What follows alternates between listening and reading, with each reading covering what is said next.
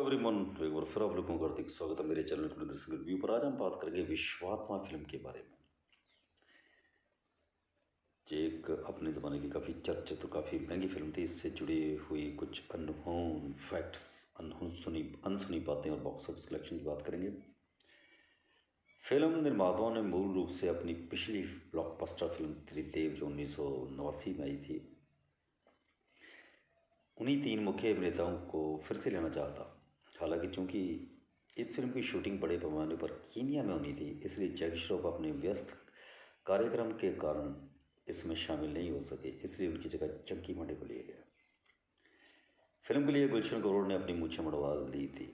उनका तर्क था कि मूछों के साथ वह कमल हसन जैसे दिखते थे। फिल्म की कुछ शूटिंग पूरी होने के बाद वो एक हफ्ते पुरानी मूछों के साथ सेट पर पहुंचे। राजीव राय ने विनम्रता से गुलशन से मूछें मुड़वाने का अनुरोध किया, क्योंकि इससे फिल्म की निरंतरता बिगड़ जाएगी। गुलशन ने मना कर दिया, लेकिन राजीव ने उनसे अगले दिन बिना दाढ़ी के शूटिंग पर आने को कहा। अगले दिन आ गया, लेकिन गुलशन शूटिंग पर नहीं पहुंचे। उन्होंने 3 दिनों तक राजीव को नज़रअंदाज किया और उनके फ़ोन नहीं उठाए। गुलशन ने इस गैर पेशेवर व्यवहार के कारण विश्वात्मा के कलाकारों को अनिश्चित काल तक इंतजार करना पड़ा। राजीव को खबर मिली कि गुलशन सी रॉक होटल में किसी और फिल्म की शूटिंग कर रहे हैं। गुस्से में राजीव अपने दबंग दोस्तों सुनील शेट्टी के साथ होटल पहुंचे और गुलशन को पकड़ लिया। राजीव ने गुलशन को एक जोरदार थप्पड़ मारा और धमकी दी कि वो फिल्म से उनका नाम हटा देंगे और उनकी भूमिका काट देंगे। गुलशन डर गए और उसी दिन बिना दाढ़ी के विश्वात्मा की शूटिंग पर पहुंच गए। सात समंदर पार गाना बहुत लोकप्रिय हुआ और इसने दिव्या भारती को मशहूर बना दिया। विश्वात्मा को लेकर मजाक चलता था कि यह सोनम की आखिरी फिल्म, दिव्या भारती की पहली फिल्म और ज्योत्सना सिंह की पहली और आखिरी फिल्म थी। अमरीश पुरी और उनके परिवार के सभी नाम सांपों से संबंधित हैं। पुरी को स्वयं अजगर कहा जाता है, जिसका अर्थ है अजगर। उनके भाई को नागदंश कहा जाता है, जिसका अर्थ है सांप का डंक, और उनके बेटे को राजनाग कहा जाता है, जिसका अर्थ है किंग कोबरा।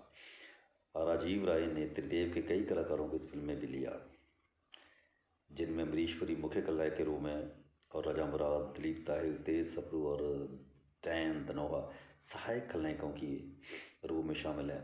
एक प्रमुख अंतर यह है कि त्रिदेव में शर्त सक्सेना ने नकारात्मक भूमिका निभाई थी, जबकि इस फिल्म में उन्होंने कीनिया पुलिस के सख्त लेकिन हास्यपूर्ण आयुक्त के रूप में पॉजिटिव भूमिका निभाई है। दिव्या भारती की पहली फिल्म। जैकी श्रॉफ ने फिल्म करने से इनकार कर दिया, क्योंकि उनके जोशी ने उन्हें सलाह दी थी कि बेटे टाइगर श्रॉफ के जन्म के बाद 1 साल तक उन्हें देश से बाहर यात्रा नहीं करनी चाहिए। 2014 में साजिद नाडियाडवाला ने अपनी दिवंगत पत्नी दिव्या भारती को श्रद्धांजलि देने के लिए संगीत कंपनी सारे गामा से 7 समंदर पार गाने के अधिकार 1.5 करोड़ रुपए में खरीदे थे। यह गीत उनकी निर्देशित फिल्म किक में इस्तेमाल किया गया है, जिसमें सलमान खान को एक नाइट क्लब में इस गाने पर नाचते हुए दिखाया गया है। आकाश भारद्वाज की भूमिका निभाने के लिए जैकी श्रॉफ और राजीव राय की मूल पसंद थे। 7 समंदर गाने की शूटिंग बब्बल्स डिस्कोथेक में हुई थी, जो उन दिनों नैरोबी का एक बहुत ही लोकप्रिय क्लब था। शुरुआत में राजीव राय ने अपने अच्छे दोस्त सुनील शेट्टी को वह भूमिका देकर लॉन्च करने के बारे में सोचा था, जो जैकी श्रॉफ नहीं कर पाए। हालांकि उन्होंने उस भूमिका की चंकी पांडे को लेने का फैसला किया। 7 समंदर पार गीत पेट शॉप बॉयज के गीत हार्ट से लिया गया था। फिल्म में अमरीश पुरी, किरण कुमार, गुलशन ग्रोवर, डैन धनोआ, महेश आनंद, तेज सप्रू, आनंद बलराज, सलीम टिंग टॉग और राजा मुराद जैसे कई खलनायक थे। राजीव राय ने माधुरी दीक्षित को दिव्या भारती की भूमिका निभाने का प्रस्ताव दिया था। उन्होंने त्रिदेव में अच्छी भूमिका न मिलने के कारण इसे ठुकरा दिया। यह फिल्म दिसंबर 1991 में रिलीज होने वाली थी, लेकिन इसमें देरी हुई और 1 जनवरी 1992 में रिलीज हुई।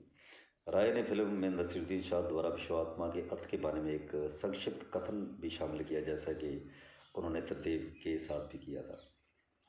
फिल्म के संवादों में कई सवाली मुहावरे और शब्द भी इस्तेमाल किए गए, जैसे जाम्बो नमस्ते, मजूरी सना बहुत अच्छा, और मिमी नी कुबवा सना मैं बहुत बड़ा महान हूँ। सोनम और नसीरुद्दीन शाह, जिन्होंने 89 में आई फिल्म तरतीब में हिट गाना तिरछी टोपी वाले दिया था। इस फिल्म में एक बार फिर साथ नजर आया, फिल्म का गाना दिल लहगी तेरी बिंदिया उन्हीं पर फिल्माया गया था। तूफान गाने के संगीत की प्रेरणा मुकद्दर का बादशाह के टाइटल सॉन्ग से ली गई थी। फिल्म के चरमोत्कर्ष वाले कार चेस सीन को मसाई मारा राष्ट्रीय वन्यजीव अभयारण्य के खुले मैदानों में फिल्माया गया था। कई बीच सीन मोबासा के विभिन्न बीचों और बीच होटलों में फिल्माए गए थे। फिल्म के संवादों में कई स्वाइली मुहावरे और शब्द भी इस्तेमाल किए गए, जैसे जाम्बो, मुजरी सना इत्यादि। ज्योत्सना सिंह की एकमात्र फिल्म, बाल कलाकार मास्टर मंजुनाथ की आखिरी फिल्म। चंकी पांडे को द जंगल्स गाने की शूटिंग के दौरान चोट लग गई थी और बाकी कलाकार उनके डॉक्टर के पास से लौटने का इंतजार कर रहे थे। तभी वन अधिकारी वहाँ आए और सबको बस में बैठने को कहा, क्योंकि पास ही 4 पैंथर दिख गए थे, लेकिन सब ने पैंथर को ढूंढने जाने का फैसला किया। जब वे सरकारी जीप के पास पहुंचे तो उन्होंने अधिकारियों से पूछा कि पैंथर कहाँ दिख सकते हैं।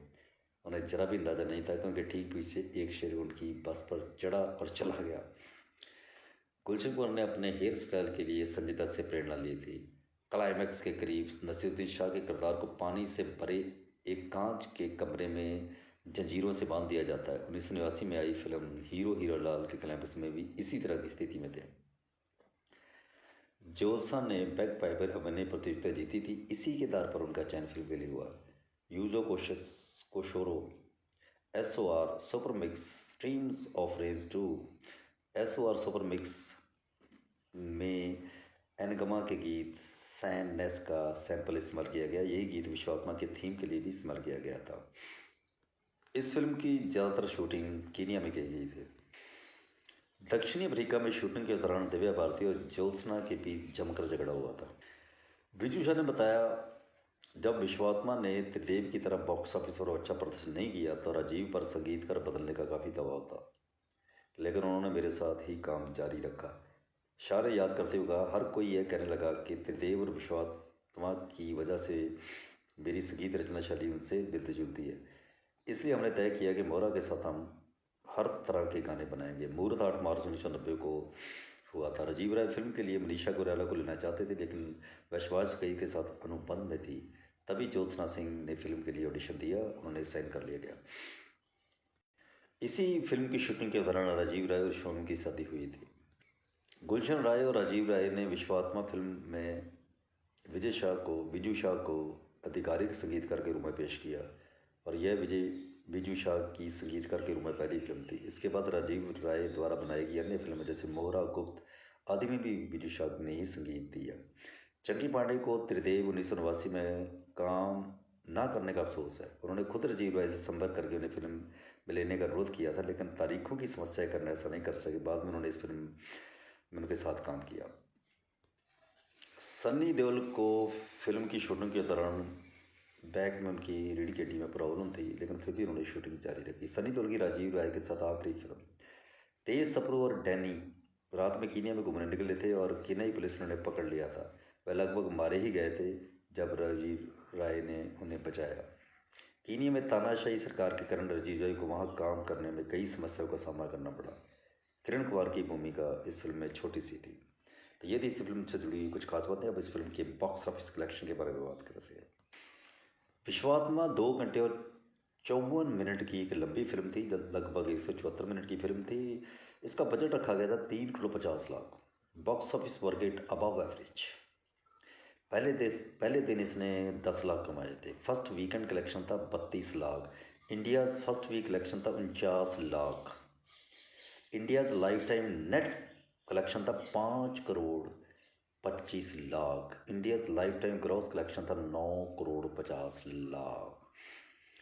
इस फिल्म में कुल मिला के 10 गाने थे, जिनको गाया था उदित नारायण, साधना सरगम, मलका याग्निक, अमित कुमार, मोहम्मद अजीज, नसीरुद्दीन शाह, सपना मुखर्जी, बोनी कुमार सानू एंड जॉय मुखर्जी। विश्वात्मा, इसको नसीरुद्दीन शाह ने डायलॉग की तरह बोला था। आंखों में है क्या, दिल ले गई तेरी बिंदिया, आदमी जिंदगी, तूफान, सात समंदर पार, दिल ले गई तेरी बिंदिया, कई तरह के गाने भी काफ़ी हिट हुए थे। तो ये थी इस फिल्म से जुड़ी हुई कुछ अनसुनी बातें, अननोन फैक्ट्स और इसका बॉक्स ऑफिस कलेक्शन। तो ये फिल्म सफल रही थी। राजीव राय ने हमेशा सफल फिल्में बनाई हैं, जैसे कि गुप्त, बॉबी देओल के साथ भी एक जबरदस्त हिट फिल्म थी, त्रिदेव, विश्वात्मा और मोरा। Thanks for watching my video.